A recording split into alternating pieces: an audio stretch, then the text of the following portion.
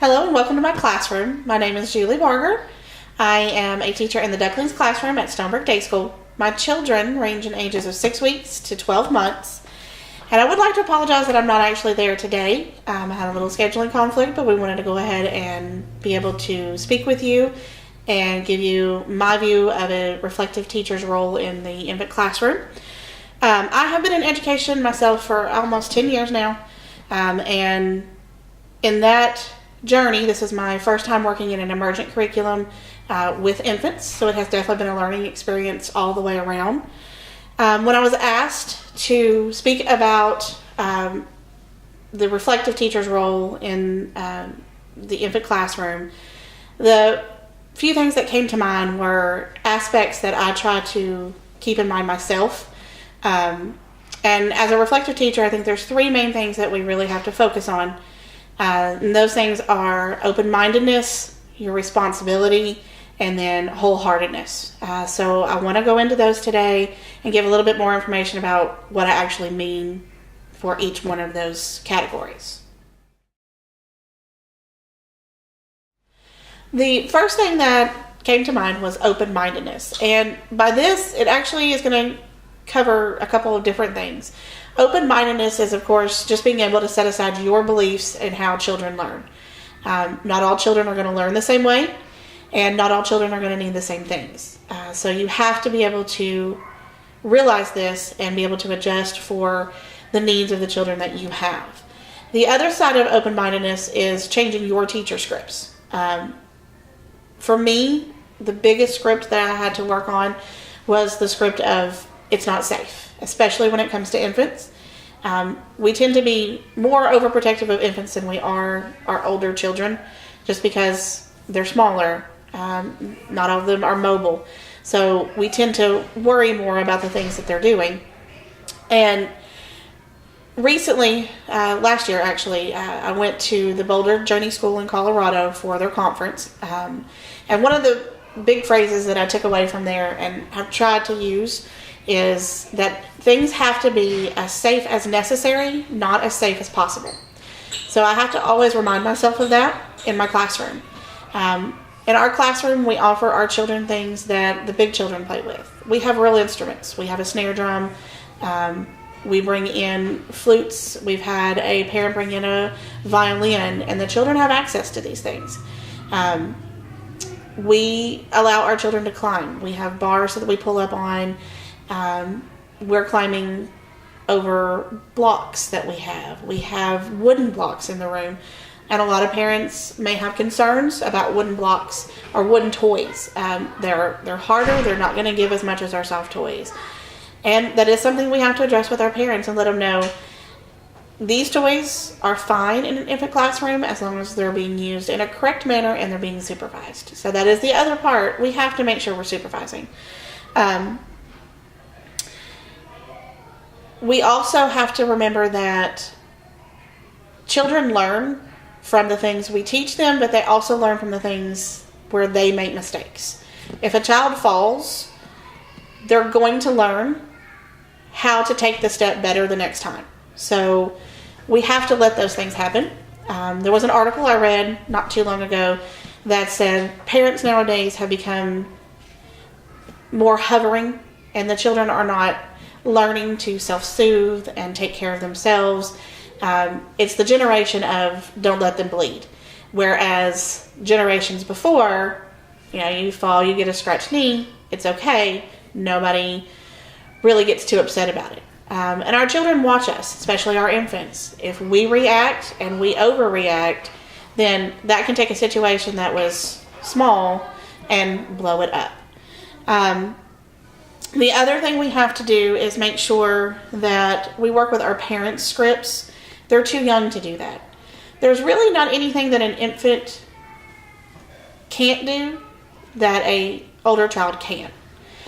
We just have to modify it, and we have to make sure that we're observing.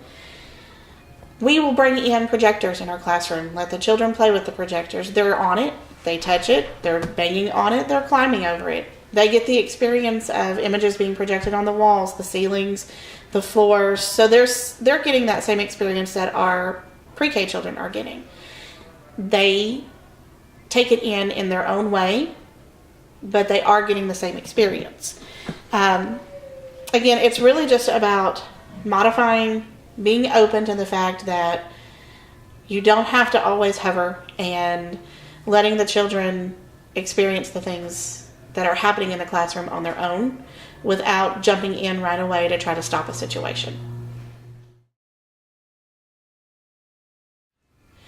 The second aspect I wanted to talk about is responsibility, and that is our responsibility for not only how our children learn, but what they learn. In an infant classroom, our children are not verbal. They cannot verbally tell us, I am really interested in birds right now. So we have to really dig into it. We have to know their developmental capabilities. We have to know their cognitive capabilities. So that is our responsibility, to know this information so that we're not pushing our children to do things that might not be developmentally appropriate for them.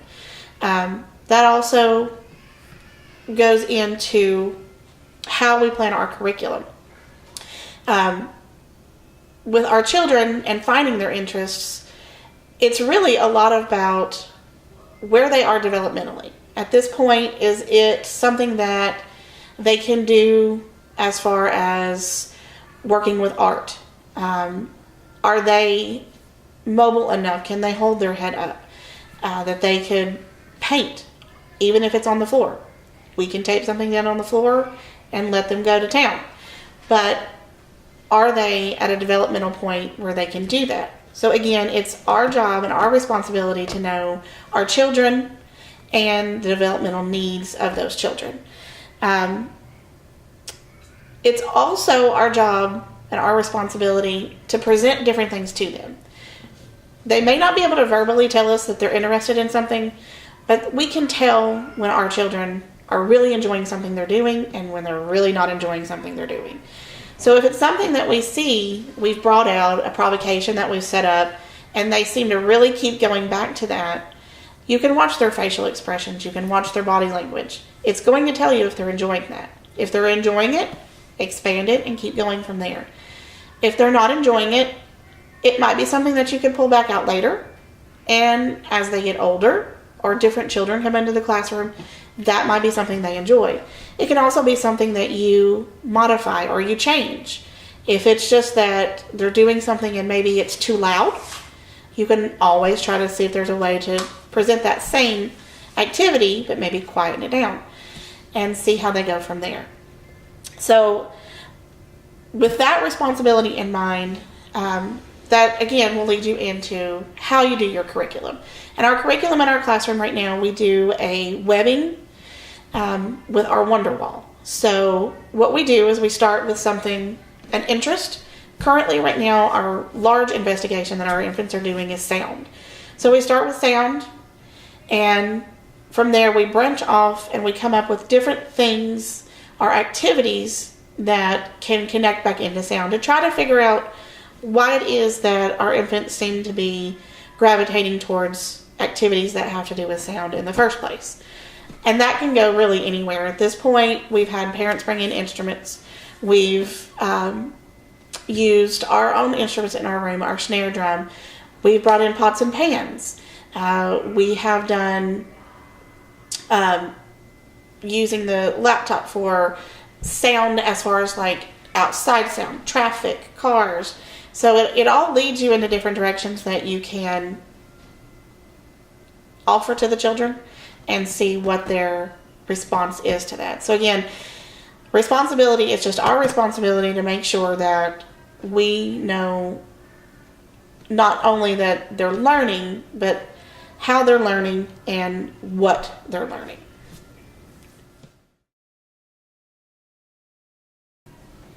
The last aspect I wanted to talk about is what I would consider wholeheartedness. Working in children, even if it's not in an emergent curriculum, you have to love children. If you don't enjoy the job, then the children are not going to enjoy their day and they're not going to learn. You're not going to meet their needs. So you have to make sure that you're there for the right reasons. A lot of people will get into this thinking, oh, it's going to be fun and it's going to be easy to play with children all day long. And that's just not the case. We do play. There is fun.